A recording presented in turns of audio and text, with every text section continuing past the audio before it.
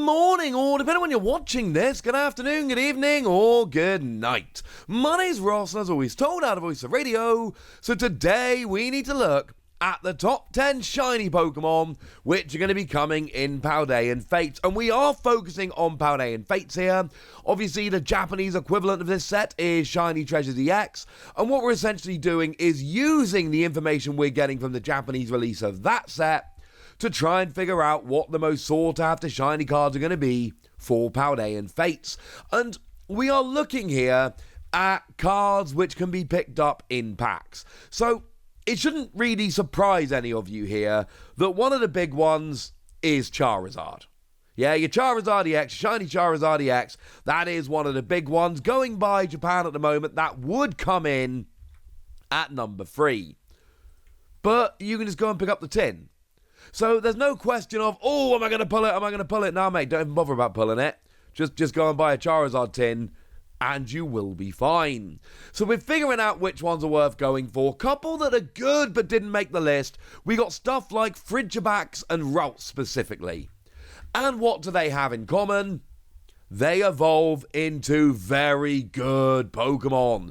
Yes, I am aware that Baxcalibur is the good Pokemon. Yes, I am aware that means that Baxcalibur should be on the list, not Frigibax. Right now, Frigibax is selling for about 50% more than Baxcalibur is over in Japan. Is that a bit weird? Yeah, frankly, it is a bit weird. Sorry about that. Not really much I can do about it. I don't make the rules. I'm just telling you what's going on. So in at number 10, we've got ourselves Ditto. And you're going to see a little bit of a trend here. And the trend basically is whichever cards are more popular tend to be jumping up in terms of value here. And that is pretty understandable, of course. People are all about those popular Pokemon. Ditto is a Gen 1 Pokemon and a very popular Gen 1 Pokemon.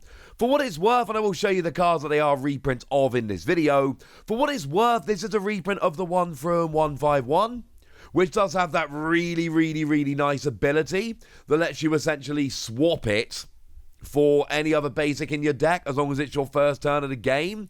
It's really very, very good, but it's not really a good thing here. I mean, look, I like this Ditto, and I've told you many times I think this Ditto is going to be good, but I also follow the meta extremely closely for the Pokemon TCG, and as it stands at the moment, this is not a card that's really seeing any significant play at all. I see it popping up in deck lists here and there, but no real significant play. This is here because people love it. In at number 9, we've got Entei, and it's a very similar thing going on here. It's Entei. Simple as that. People love Entei. Entei is a legendary Pokemon. It is a popular legendary Pokemon. And I'm not saying, again, I'm not saying it's a bad card. This Entei is fine. What I am saying is that the playability of this Entei does not get it onto this list. The popularity of it does. For what it's worth, it's one from Obsidian Flames, which allows you to, well, it takes 20 less damage if it's in the active, and then free energy, 60 damage, plus 20 more for each fire energy on this Pokemon. In a world with better fire energy acceleration, this could be a really good tech in fire decks, but we're not in that world, so, I don't know, sorry. In at number 8, we've got ourselves Gardevoir EX, and this one's really simple. Gardevoir is incredibly popular, and Gardevoir is one of the best decks in the format. So why is this not higher up on the list? Frankly, we've got a better Gardevoir. In fact, we've got 2 better Gardevoir around. We've got the Special Illustration Rare that came around in Scarlet and Violet Base, and we've got the new Special Illustration Rare, which is coming in Paldea Evolved. And when you add both of them up together, we go, look, it's a shiny Gardevoir, which is a really cool card, and it's a really popular Pokemon, but does anybody really care? Because we've got 2 Special Illustration Rare versions of this, both of which are absolutely amazing, and I think for a lot of people, the answer really is genuinely no. Now, Sprigatito would be in at number 8, would be bumping Gardevoir down a spot, but Sprigatito is actually coming as a promo for us. It's coming in the premium collection. So for that reason, Sprigatito doesn't actually make the list, even though it probably should. But we can pick it up as a promo. In at number 7, we've got Snorlax. And look, Snorlax is a very cool Pokemon. Snorlax is, as far as I'm concerned, the second best of the Gen 1 Pokemon. Porygon's number 1. I will not be taking any arguments about this. And for those of you wondering, no, this is not Block Snorlax. This is the Snorlax from 151, the one that lets you recover leftovers, and is frankly nowhere near as good in terms of playability. Sorry about that. But look, it's Snorlax. If it were Block Snorlax, there's a good chance it's even more expensive because, look, nobody likes that card. But it just won Gdansk Regionals a couple of weeks ago. And it's clearly a really, really good card that's going to keep seeing play. And this is a very cool version of it. But it's a moot point because it's not Block Snorlax. In at number 6, we've got Raichu. And this is not a good Raichu. It's not a Raichu that's really seeing any play right now. That's not the point. This is a Raichu card. It is a Raichu, incidentally, from 151 as well. It can do 180, and when a Pokemon is knocked out by damage from an attack, you can move a lightning energy from it to this Pokemon. The theory being that as the game wears on, you get to attack for free. Potential, but it's a stage 1, and it's just not really seeing any play right now at all. Really lots of potential, though. I do kind of like it as a card. But the point is, it's Raichu. And I'd love to give you a more nuanced take on this. It's Raichu, honestly. There we go. Now, coming in at number 5, we've got Charmeleon. And look, you're going to see the whole line. I'm spoiling it for you right now, okay? You're going to see this entire line coming up in this video. They're all in the top 10. And the reason they're all in the top 10 is because people love Charizard, and that means they love the whole evolution line. This Charmeleon, I mean, nobody really cares about Charmeleon. Nobody really plays Charmeleon. Like, Charizard is actually one of the best decks in the format right now. That actually made the final of Gdansk Regionals. It's phenomenal. That's not the point, ladies and gentlemen. That's not the point. Charmeleon sees almost no play generally, honestly. But it is worth noting this is actually a brand new Charmeleon, which we haven't had yet in English, which is coming in Paldean Fates for the first time, and it's not affected by effects of attacks. So as far as Charmeleon go, this is actually probably the best Charmeleon out there. Although to be fair, it's got 90 HP and there are 100 HP Charmeleon, and we live in a world where Radiant Greninja is a thing, hitting 90 to bench Pokemon. Oh, it's going to be an awkward decision.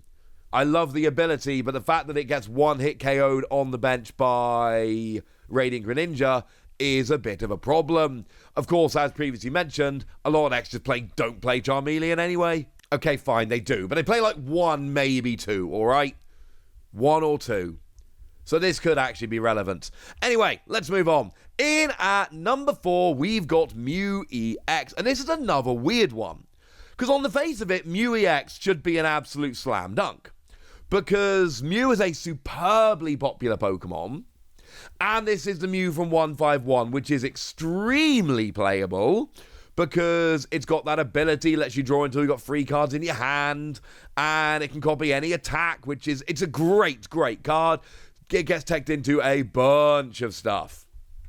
But we literally had a special illustration rare in the Mew Ultra Premium collection, which kind of makes me want to turn around and go, well, who really cares at this point? Like, that one's better.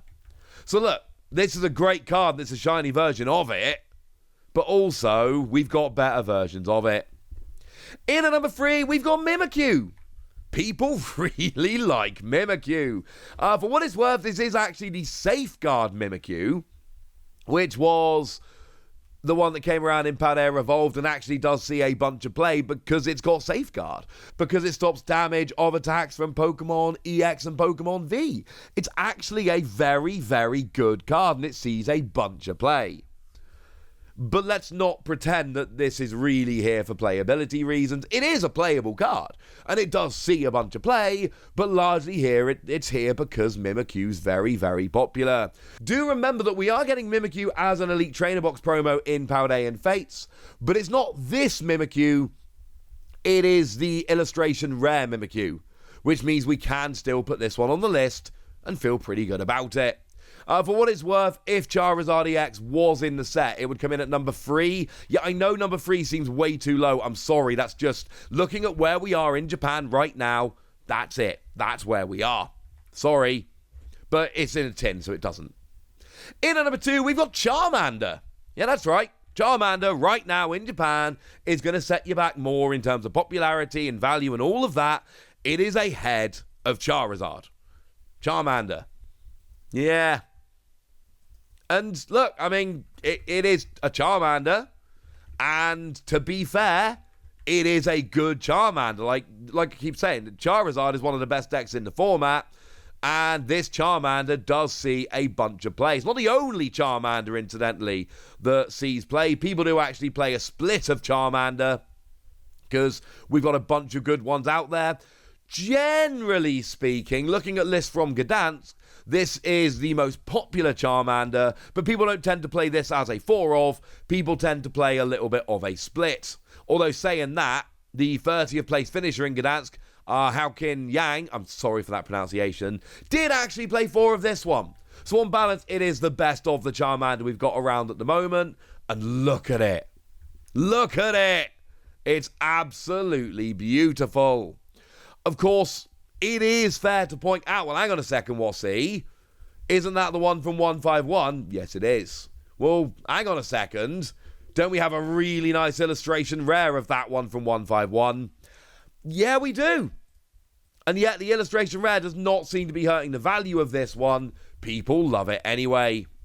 But in at number 1, it's a landslide for Pikachu. Like, as I sit here recording this right now, if we look at Japanese prices, Pikachu comes in at 17,000 yen. Charmander comes in at 3,300.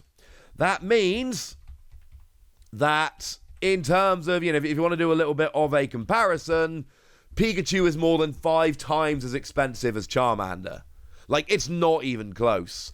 And yeah, it's the Pikachu from Paldean Fates. Nobody cares which Pikachu it is. It doesn't matter which Pikachu it is. This is number 1 by a mile. And it's just Pikachu. And look, in Japan, there are 129 different shiny Pokemon, if you just take the non-EXs.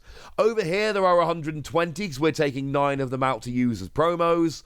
And that means that even when you pull a shiny Pokemon, the chances of it being Pikachu are, well, in Japan, 1 in 129. Over here, it's going to be 1 in 120.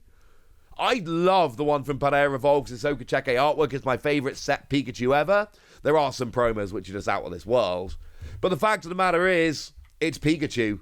And I'm sorry for the reductive argument, but it's true. It's Pikachu. Pikachu will always be number 1. And there we go. That's your list. When you're opening Paldean Evolved in a month's time, those are the ones that you want to be pulling out. So I've told you, and now you know, and now it's over to you guys. I want to hear from every single person still watching, which of these cards do you want to pull? Which ones of these are on your list? Go nuts in the comment section, but be nice! And then make sure you like this video, subscribe to this channel, follow me on Twitter at the Wasi. That's where we talk about Pokemon and card games and Pokemon card games, all kinds of fun things. And please do consider checking out patreon.com/PTCG Radio, where you can support the channel, get some bonus podcasts, join the Discord, and all kinds of fun things. And get shout-outs on the channel like the lovely Austin Montville, who's been a supporter of ours for a while now and is a very lovely person. So shout out to them for the support and the loveliness. But by far the most important thing, as always, look after yourselves till next time, would ya? Thank you very much for watching. My name's Ross, and you've been watching PTCG Radio.